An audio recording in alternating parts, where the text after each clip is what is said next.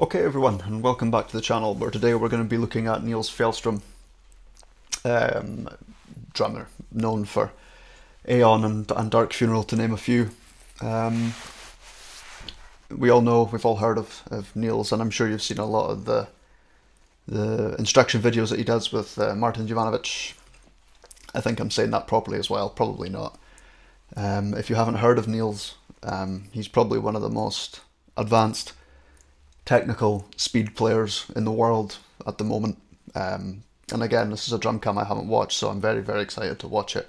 But I know of him, and I've seen some clips, and his speed is almost inhuman. But it's a lot of practice. I guess that's what practice yields results, and big results in that sense. So we're going to be looking at his DRUMCAM from Dark Funeral, the Vobiscum Satanas song. It's the one that seems to be circulated a lot on YouTube at the moment. But before we do, I have to remind you that there is a giveaway still going on at 1,000 subs. There will be a Pearl Sensitone snare shipped off internationally to one of the 1,000 subs, first 1,000 subs that subscribe, obviously.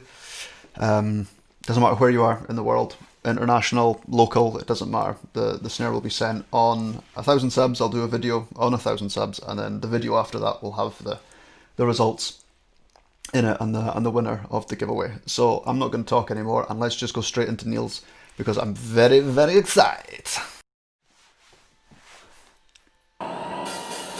Well, wasting no time getting into it.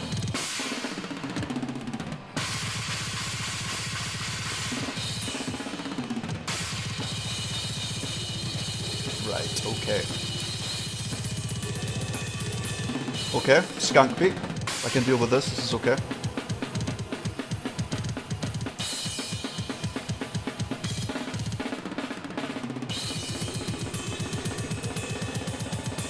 That, I don't know, I can't really tell from the video if that transition from your kind of 16th to 32nd notes, is that singles or doubles? I mean, I would assume it's doubles on the feet at that speed there, but I don't know, his legs seem to be moving to the speed of the hits, which is quite scary, actually.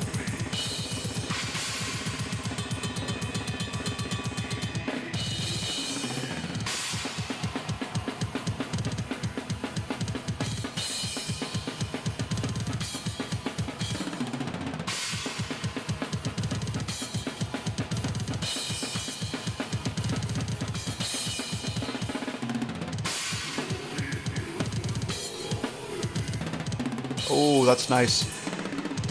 The doubles on the ride.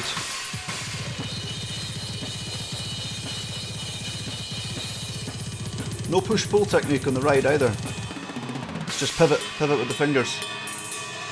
Old school. And another thing, it's not even just his speed on the hits that's quite terrifying. It's the speed at which he transitions round the kit as well. You know, he's here and then he's here. Almost immediately.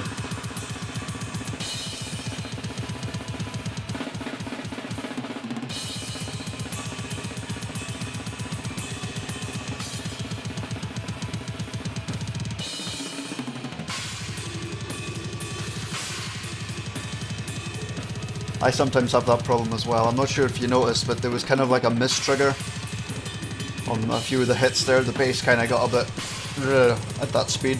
It's difficult to get these TM2s really properly set up when you're dealing with tempos at this speed. If you look just at the back to the right of them there, you can kind of follow the bass hits on the trigger, the two orange lights.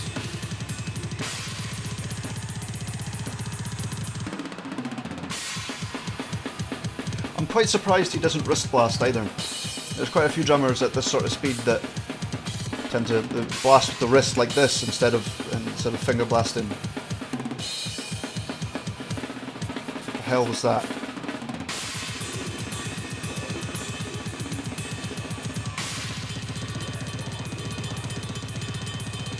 That ride is so consistent as well.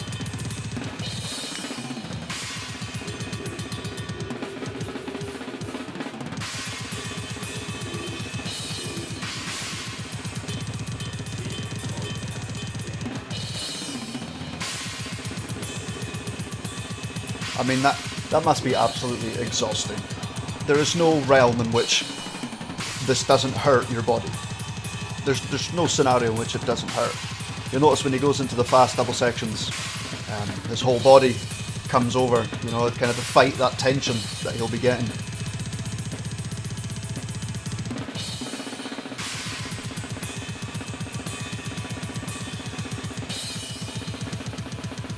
Like I said, look at the transition when he starts on the 8 tom and he comes down to the 16, the whole run all the way down. Okay, he comes all the way down, and the speed, and it's not just the speed of the hits, it's the speed of the movement of the whole body, which is able to kind of transverse him from one side of the kit to the other, almost instantaneously. That 3M2 trigger really sounds like it's having a hard time. But, well, that was a bit of an eye-opener, put it that way. Of course, I play a lot of power metal and follow quite a lot of power metal. Power metal is my thing. So speed is kind of in my repertoire, sort of that such. It's in my skill set, but absolutely nothing on this level that I've just seen. Two big points I think that need mentioning is, number one is the speed at which he can transition his whole body from one side of the kit to the other. I mean, it's one thing being able to play fast hits, but it's a different ball game altogether being able to have a fast body itself, especially in the torso, to be able to twist from one side to the other. Because if you watch it, he's not just moving his arms, his whole torso has to turn as well. You need to be a seriously physically fit individual and be able to take some punishment, especially at the speed that he's doing. That takes years and years, and he must be his cardio must be through the roof, because I certainly don't have cardio like that. I mean, I get tired playing power metal. I mean, this is a different it's a different ball game altogether. And the second point is the cleanliness of the song and his hits, specifically in the fills. And this is kind of what I want to emphasize. A lot of the time, when a lot of people focus on their blasts and bass drum hits being clean. Now, with triggers, it obviously helps with the bass being clean, because if you didn't have triggers at this speed, it would just sound like just a puddle of mud. It would just be the whole way through. But if you look here, the speed at his fills, and they're so clean as well. You can hear every individual hit. It's not just like a... Every single hit comes through in the mix. And obviously the sound guy has done a tremendous job being able to cut the toms through that whole sort of wave of sound. But I'm seriously impressed with the quality of the fills in here, and especially in the hi-hat, sort of like the offbeat hi-hats with the snare rolls. He picks up on it so well, and to be able to play clean at that speed, I think, is the most impressive thing, because obviously the faster you get, the more twitchy your hands have to be, and the more capable physically you have to be.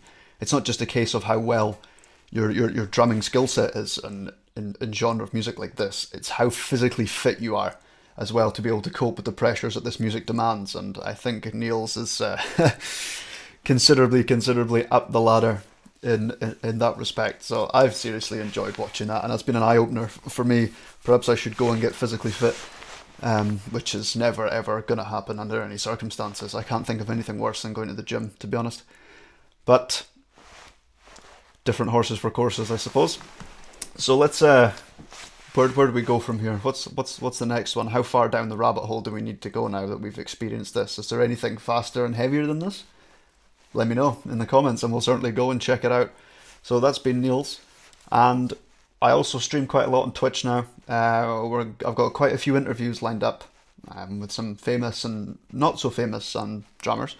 But it's good to hear from everyone, people at the top of the ladder and people who are kind of, starting out in sort of middle of the ladder. And that's the thing with the drums about me that's so, how would you say, exciting and sort of like amusing to me, because you're able to take up the skill sets of everyone, because everyone's different in drums, you can take up the skill sets of different people, and everyone can play something different and it still sounds good.